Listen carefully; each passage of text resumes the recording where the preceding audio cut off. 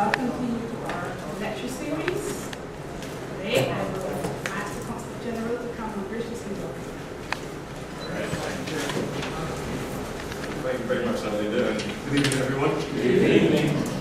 Yeah, it gives me a great pleasure to welcome you here to the Barbados Government offices to this lecture, which is in celebration of our National Heroes Day. This is the third annual lecture that we'll be hosting this regard. First one was in 2009 by Professor Calvin Holder, and then last year was Professor Clive Daniel.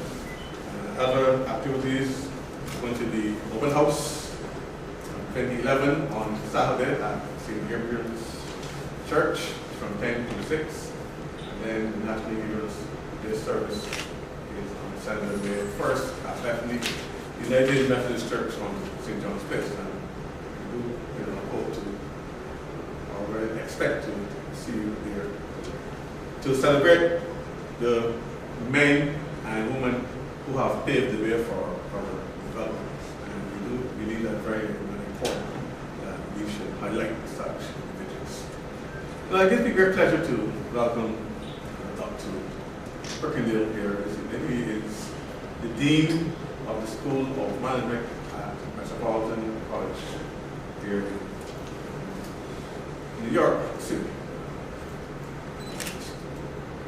Dr. Crookendale, he has been the Dean for the past 10 years, and he has been at this college for some years.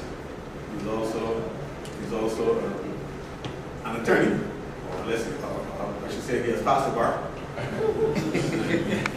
He's a former athlete. I've known him for many years. I attended him in the early 70s. I remember seeing him running 200 and 400 meters at the stadium. I don't know if he can still run, but he's still running. So this evening, we're really very, very, very happy to welcome him here, and he's going to speak on our history, our heritage, and our honor. But before I introduce him, I said welcome you again, especially our resident supporter, Annie Walker. She's at every event, invited or not. No, just kidding. Just kidding. But Helen is a very good supporter. You can always come on her. But as I said, Dr. Crookendale is going to speak on our history, our heritage.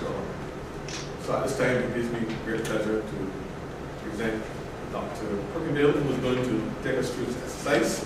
And at the end of his presentation, you're free to ask him questions.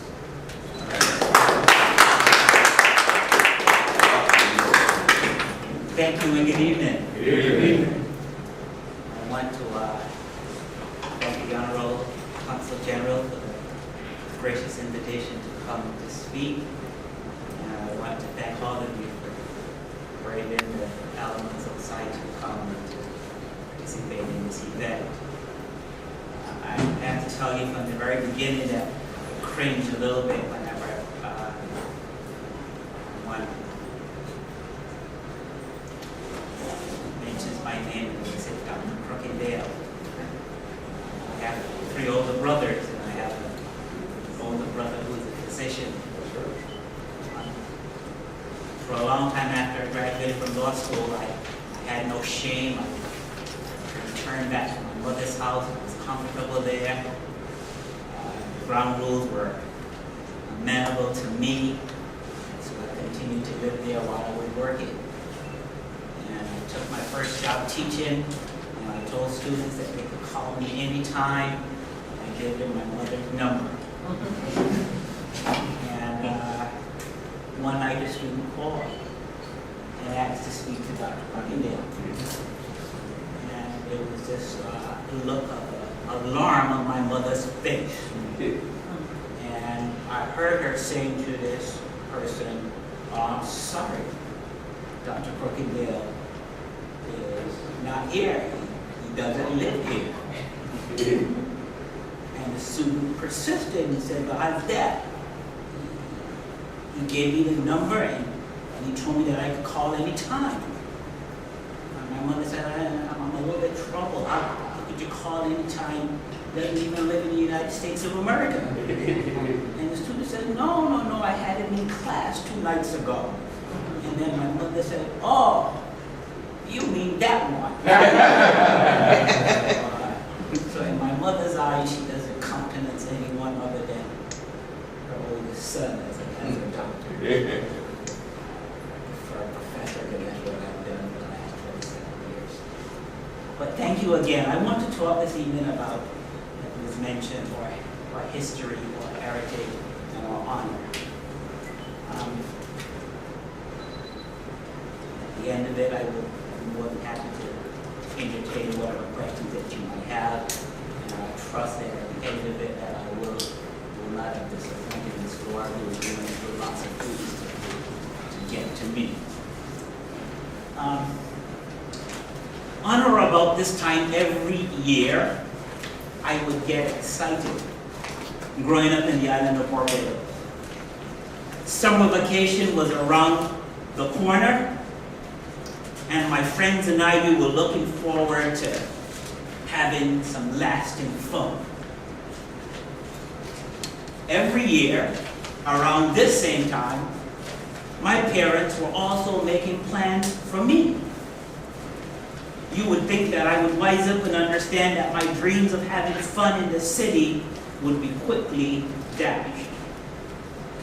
My dreams of setting fly sticks, breaknecks, and beaches and hard coconuts to crack open at the beach was time and again interrupted by and thwarted by a well-orchestrated plan by my mother to get me ready for my trip to the north.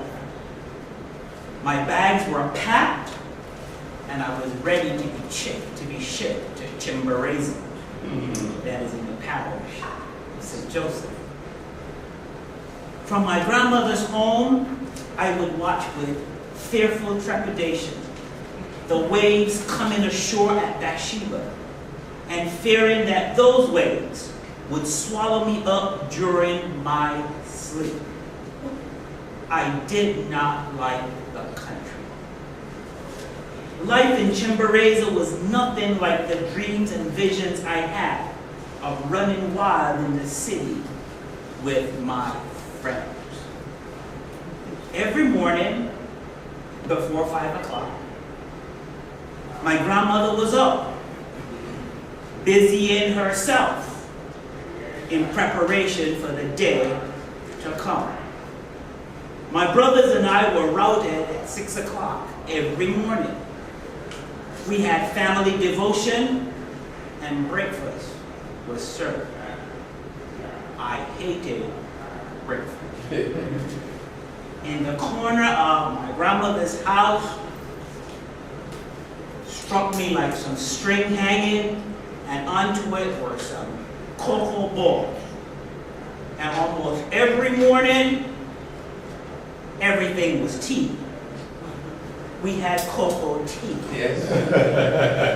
And I hated it. The grease would be swimming on the top of it. And unlike my brothers, I would try to push it to the side. My grandmother was insisting that I drink it all. Seldom did I do it. If you were to see my 3 older brothers standing next to me, as it has happened many times, people are a little bit curious as to the physiological and the genetic makeup of 4 boys coming from the same mother and same father. My 3 older brothers are big, hulking guys. And then there is the little skinny, bony fellow that you see before you. You didn't drink the coffee. And so my friend would inquire, how come? And I had 2 answers for them. One, it was my father's attempt at mustering up one last hurrah, and I became the result of the mustering. And it was not uncommon for my aunts to describe me as the raking. And I took that as a term of endearment. I also ascribed it to the fact that I didn't drink all of that cocoa tea every morning. Life now turned to the rest of the day in Chimborazo. Hard work in my grandmother's ground was the order of the day. No man was too small to take part in weeding, in planting, and in harvesting. There was no room or opportunity for idle hands to waste the time away. In my grandmother's world, everyone had to produce. My father was born and raised in Bourne Village in the parish of St. George. It was out of the prodigious rolling hills of that great parish that my father took his stock and appreciation for hard work. A tailor shop grew up in Roebuck Street, and the spirit of entrepreneurship was seared early in the heart of 4 young boys. A call to perfection and to professionalism demarcated the demands of my father as he made suits and pants for many of people in the island. So today when I am asked, and I'm asked frequently because many people discern an accent in there, where I'm from, my patented response is always the same. I'm shaped in the rugged terrain of Chimborazo, St. Joseph, blessed by the prosperity of Bourne Village and St. George, and inspired by the industriousness of the city. In this brief biography, I hear anew some of the words of the National Anthem. In plenty and in time of need, when this fair land was young, our brave forefathers sowed the seed from which our pride has sprung.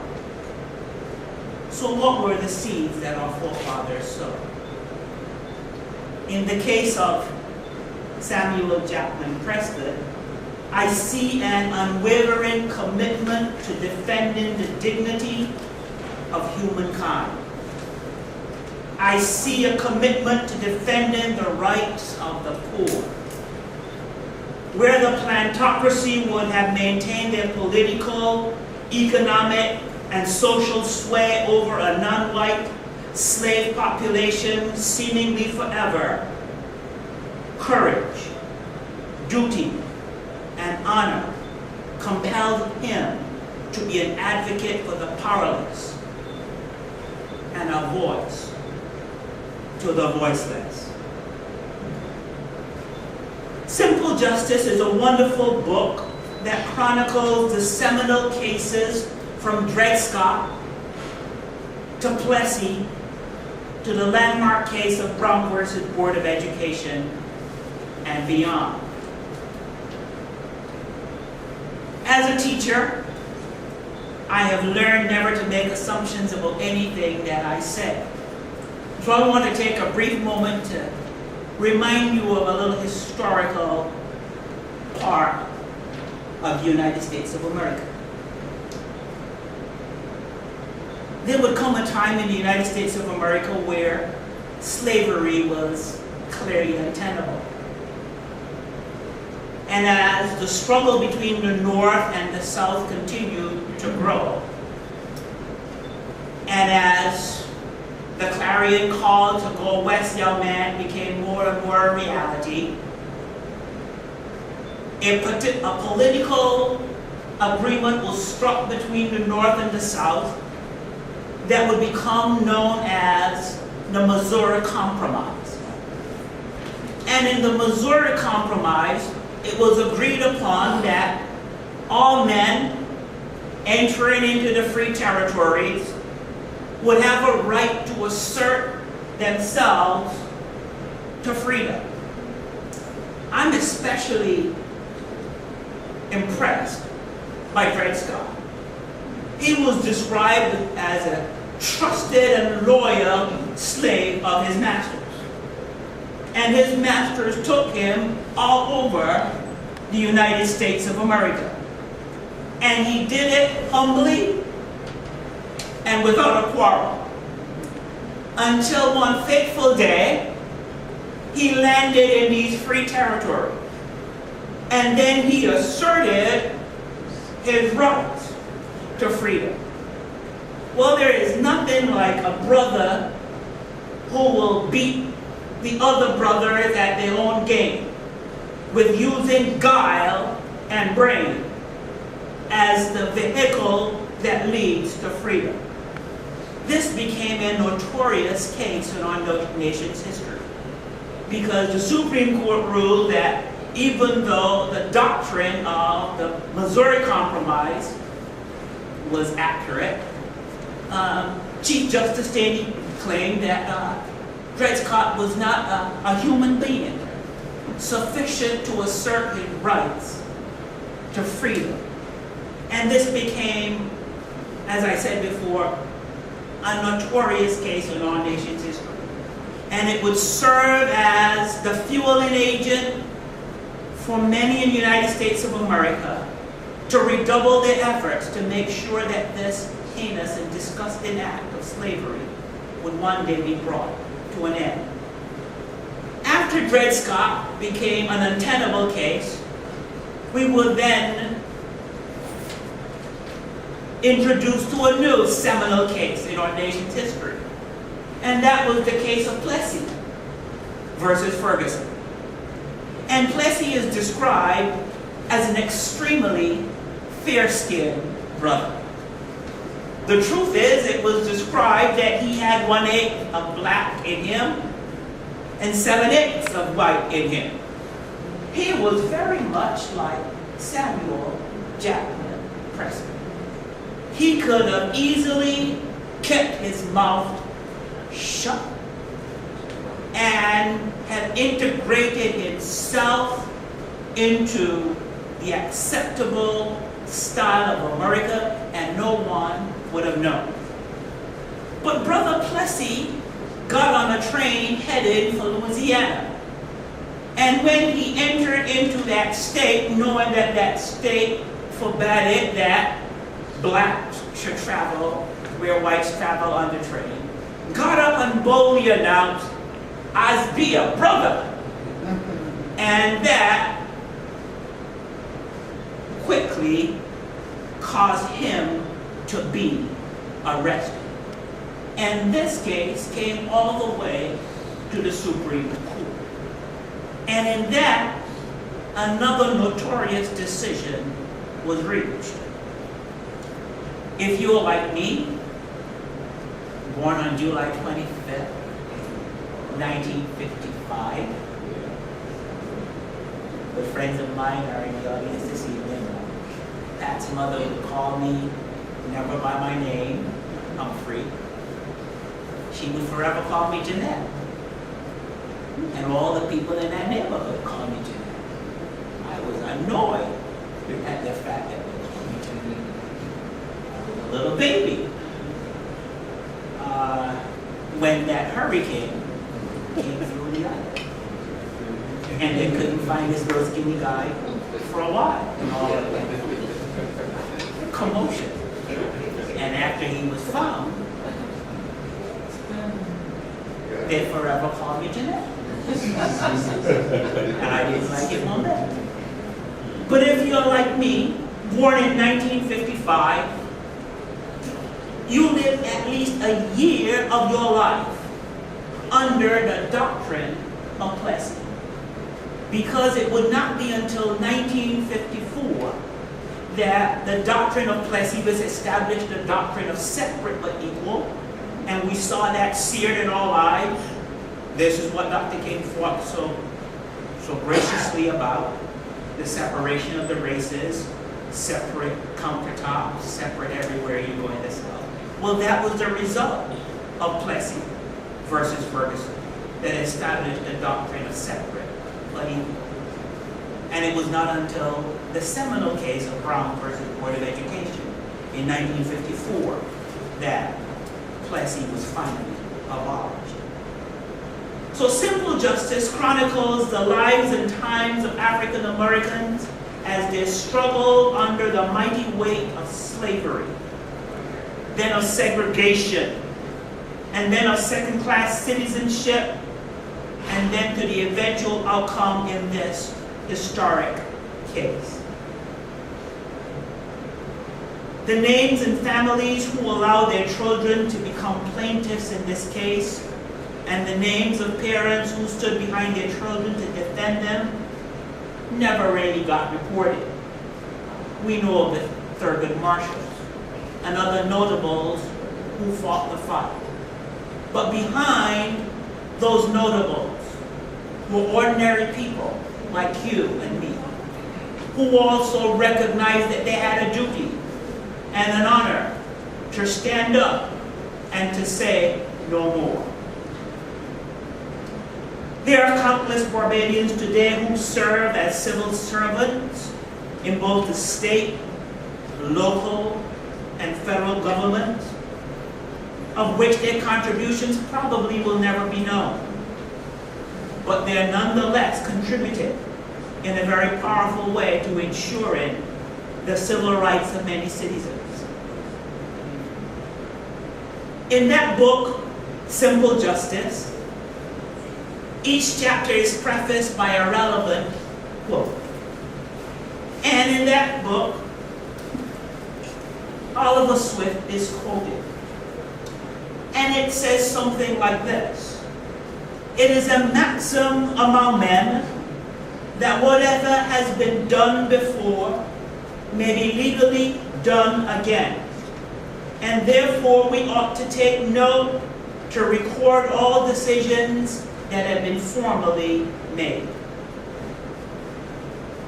In the diaspora, we encounter all kinds of human injustices and indignities. But our cause, wherever we may be, is to ensure that ignorance do not condemn us to repeat the past. In a technologically advanced world, it is not enough for us to continue to do business as usual. We must contribute to the demands of our current age and to ensure that our legacy through our forefathers is never denied nor diminished. Byron offers some useful reminders of our civic accountability. He states, "Hereditary bondsmen, know ye not he who would be free must be willing to strike the first blow." We are always looking for somebody else to strike the first blow for us. If you look at the most recent census report, it will show that the West Indian community in Brooklyn and across the United States is growing tremendously. But there is some peculiar anomalies to that dramatic rise in population. Too many of us are not prepared to go and register to vote.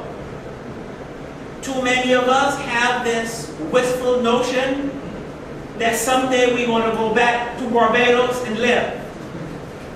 But too many of us end up at Pine Lawn or some other lawn. And we have lived here all of our lives, and we have deflated this franchise that has been given to us. If you want change, if you seek change, you must be the first change agent. You must be willing to strike the first blow. There is no greater joy for me than when I encounter young Barbadian men and women in my classes at NCNY and at Pace University. I am particularly excited when I see ambitious young men and women dreaming dreams and who have aspirations as expansive as the great United States. I would be a liar standing here before you to say that I don't have a bias when I see young brothers and sisters who have an accent like me, or tell me that my accent is like their parents' accent. However, sometimes you encounter one or two, and thankfully it's just one or two, who are not at all ambitious, who I encounter in my classes. And just as excited as I get when I see ambitious young brothers and sisters in my class, I get thoroughly uncomfortable when I see the other side in my classes. I hope I don't put Sister Laura in an uncomfortable position tonight. But there was a sister who came to my class, and she made it her business quickly to identify herself as a sister of the little island. And I was excited to have her in my class. But during the course of the semester, she was hardly ever there. She did little or no work.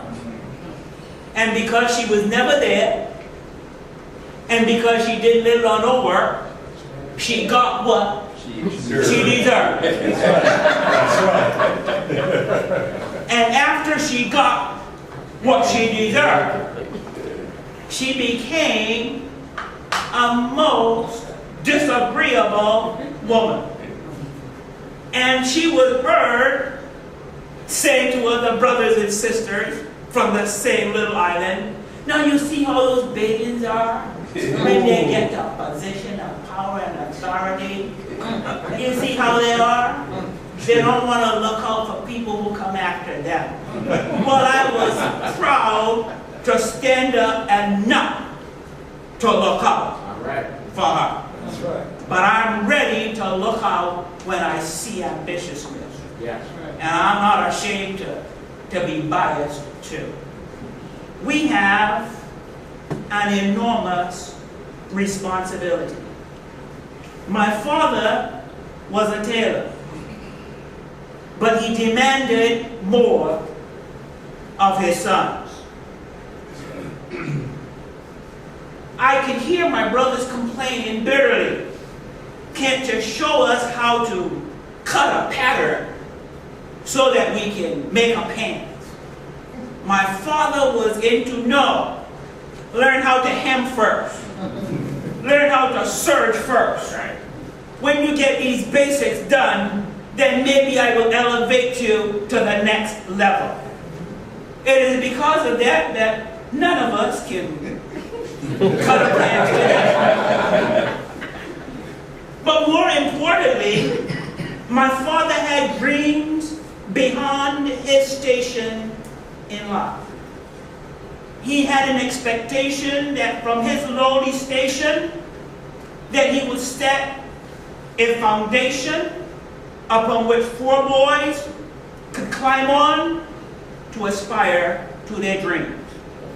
And I am tonight suggesting to you that this is unlike any other parent of the soil of Barbados, that we would set high goals for those who will come after us. Now, there are some in this audience tonight that share a denomination with me. And so you would know that if you are of the Nazarene faith, they get emotional sometimes. And whenever they see an audience, they think it's an opportunity for church. And so I would be remiss if I didn't, at least for a moment, pretend that this was a church. In the United States of America, there is the insignia. And in this insignia, you see this majestic eagle with paws brandishing arrows of war, and in the other, the symbol of peace. And wherever you go in the United States, we use that symbolic reference of the eagle as all that is aspirational about the United States of America. The story is told about eagles and their preparation for regeneration. Whenever it is time for regeneration, these eagles find the highest places upon which to establish their nests. Eagles have been discovered on the steeples of the George Washington Bridge, as a for example. High places upon which to establish their nest. Not by accident, but by deliberate intention. High places. And then they go out, these parents, and they find the most jagged, coarsest of stuff to establish nests. And they build enormously firm nests. After the foundations have been built, these parents go out and they find the softest of material to overlay that nest. And into it, eggs are laid. And in due time, gestation takes place. And baby eagles are born into a warm, comfortable environment. And at the appropriate time, these parent eagles do something that to the naked eye might seem peculiarly strange. They pluck away all of the soft bedding. And what is left? The jagged, coarse material. And when baby eagles, accustomed to a warm, comfortable nest, squirm in it, they get a rude awakening. Jab, prick, ouch, it hurts. That is their call to get up and to get out of the circumstances and the environment that is comfortable for you and try life beyond what is comfortable. And because they lack the strength and the power, they flop from high places perilously to the ground. And parents are never too eager to catch them. They eye them with a stern eye. And just as they're about to crash with these powerful wingspans, they swoop down and catch them and put them back in the nest. And with each repeated, with every repetition, one day these eagles discover there is power under these wings. Our forefathers set firm foundations for us.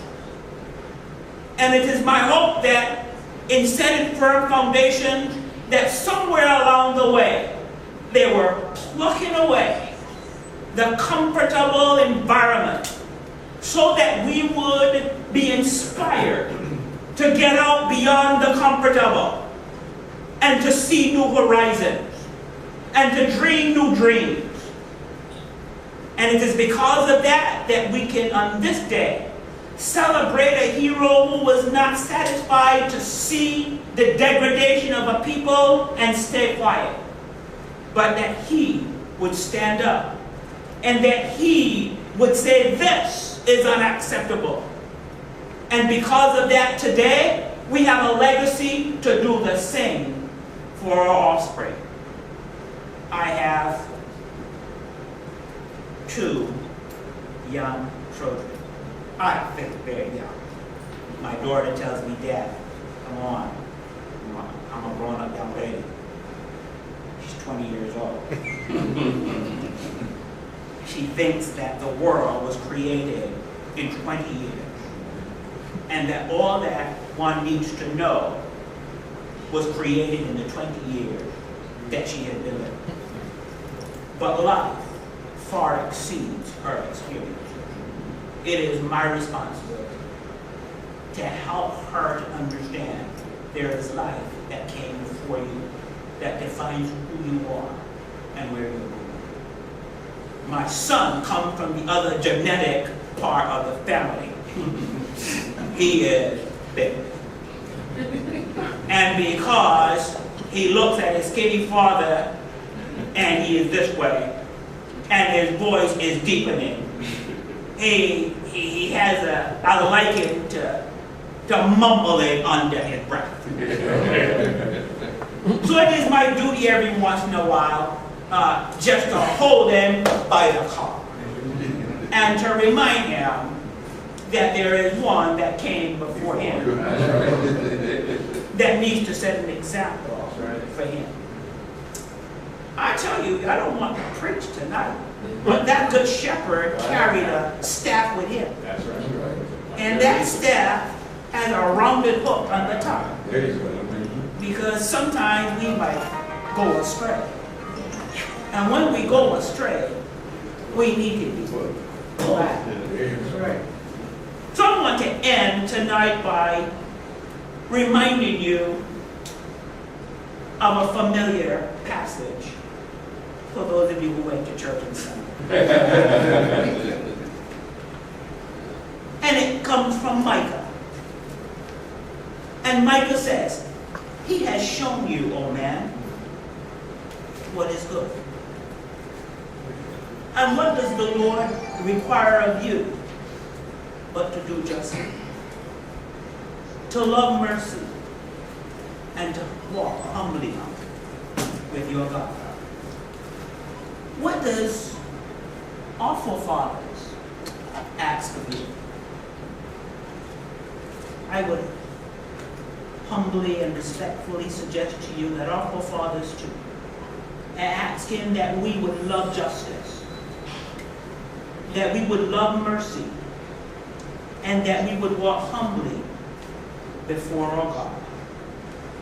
There are many opportunities before us, and we must seize them. And whenever we are in positions of power and influence, we must just do the right thing. This is our duty. This is our honor. This is our history. Thank you, brother.